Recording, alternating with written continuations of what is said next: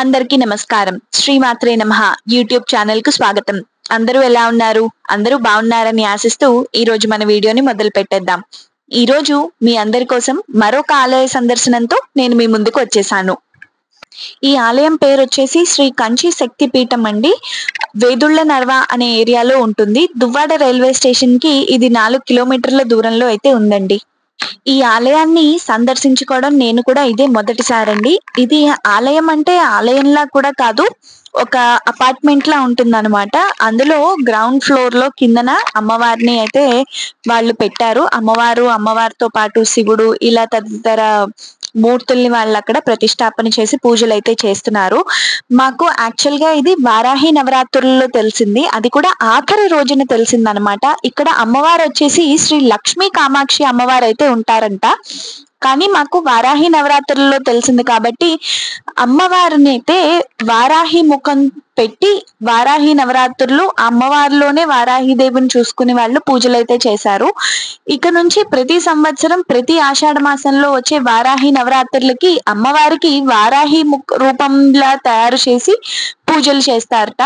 ఇక వైజాగ్ వాస్తవ్యుల సంగతికి వస్తే ప్రతి నవరాత్రులకి అందులోనూ వారాహి అమ్మవారి నవరాత్రులకి వారాహి దేవి గుడి మనకి దగ్గరలో లేదని బాధపడక్కర్లేకుండా ఈ ఆలయానికి వెళ్ళి ఆ లక్ష్మీ కామాక్షి అమ్మవారిని వారాహి రూపంలో సందర్శించుకుని మనం నమస్కరించుకుని పూజించుకోవచ్చు. చెప్పాను కదండి, ఈ అమ్మవారి ఆలయం ఉంది అని చెప్పి మాకు ఆఖరి రోజున వారాహి నవరాత్రుల ఆఖరి రోజున తెలిసింది. ఇంకా మాకు తెలిసిన తర్వాత వెళ్లకుండా ఉండడానికి మనస్కరించలేదు. ఎందుకంటే ఇంట్లో వారాహి నవరాత్రులు పూజలు అవి చేసుకుంటున్నాము, మంచి అవకాశం కలిగింది వారాహి అమ్మవారి ఆలయానికి వెళ్ళడానికి అని చెప్పేసి మేము వెంటనే బయలుదేరడం అయితే జరిగింది. కాకపోతే బాగా చీకటి పడిపోయింది మేము వెళ్ళేసరికి. అందుకని మీకు పూర్తి ఆలయాన్ని చూపించలేకపోతున్నాను. ఇంకా పైన ఫ్లోర్స్ కి వెళ్లే కొద్దీ అర్ధనారీశ్వరుడు, తర్వాత సుబ్రహ్మణ్యేశ్వర స్వామివి పెద్ద పెద్ద విగ్రహాలు అయితే ఉన్నాయట. మేము లాస్ట్ లో లేట్ గా వెళ్ళడం వల్ల మేమైతే అవి చూడలేకపోయాము. నెక్స్ట్ టైం వేళ ఉన్నప్పుడు వెళ్ళి మీకు అవన్నీ చూపించడానికి నేను ప్రయత్నిస్తాను. అలాగే ఇప్పుడు వారాహి నవరాత్రులు అయిపోయాయి కాబట్టి అక్కడ లక్ష్మీ కామాక్షి అమ్మవారి రూపమే ఉంటుంది. ఆ రూపాన్ని కూడా మీకు చూపించడానికి నేను ప్రయత్నం చేస్తాను. ఆలయానికి వెళ్ళంగానే అక్కడ చిన్న చిన్న పిల్లలందరూ చక్కగా వారాహి అమ్మవారి హోమాలు చేస్తున్నారు, కొంతమంది పూజలు చేస్తున్నారు, ఇంకొంతమంది ఏమో అక్కడ వేదాలు అవి చదువుతున్నారు. ఏంటి అని తెలుసుకుంటే గురువు గారు అక్కడ వేదాన్ని నేర్పిస్తారటండి. చండీ సప్తశతి వంటివి కూడా నేర్పిస్తారట. అలాగే గురువు గారు కూడా జ్యోతిష్యం అనేది చూస్తారట. ఇంట్రెస్ట్ ఉండి ఎవరికైనా తెలుసుకోవాలి అనుకుంటే గురువు గారి డీటెయిల్స్ లాస్ట్ లో ఇస్తాను, గురువు గారిని మీరు సంప్రదించండి. ఇది ఎలాంటి ప్రమోషనల్ వీడియో కాదండి. నేను అక్కడికి వెళ్ళాక నేను తెలుసుకున్న విషయాలే నేను మీతో పంచుకుంటున్నాను.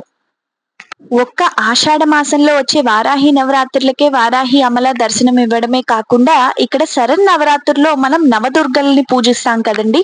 ఒక్కో రోజు ఒక్కో రూపానికి పూజిస్తాం కదా, అలాగే సేమ్ ఇక్కడ కూడా ఒక్కో రోజు ఒక్కో రూపాన్ని అమ్మవారు అయితే ధరించి మనకి దర్శనం అయితే కలిగిస్తారట. అందుకని అందరూ తప్పకుండా ఒకసారి ఈ ఆలయాన్ని సందర్శించుకోండి. ఇక శ్రావణ మాసం అయితే మొదలవబోతోంది కదండి. ఇక్కడ అమ్మవారికి శ్రావణ మాసంలో 1,00,000 గాజులతో అలంకరణ చేస్తారట. 108 చీరలతో అమ్మవారిని అలంకరిస్తారట. ఇలా ఒక్కో రోజు ఒక్కోలా అలంకరించి అమ్మవారిని అంగరంగ వైభవంగా పూజలు చేస్తారట. ఒక పండుగలా ఉంటుందట. ఈ ఇన్ఫర్మేషన్ అయితే వాళ్ళు మనతో షేర్ చేసుకోవడం అనేది జరిగిందండి. వీలైన వాళ్ళు అందరూ శ్రావణ మాసంలో అమ్మవారిని ఒకసారి దర్శించుకునే ప్రయత్నం అయితే చేయండి. ఈ ఆలయంలోకి ప్రవేశించగానే ఒక పాజిటివ్ వైబ్రేషన్ అయితే వచ్చిందండి. చాలా ప్రశాంతంగా ఉంది ఆలయం అంతా. అక్కడే ఉండాలనిపించింది. అసలు చాలాసేపు రావాలని అనిపించలేదు, అంత బాగుంది ఆ ఆలయం. నా నోటితో నేను చెప్పడం కాదు, కానీ వీడియోలో మీరు చూసేయండి.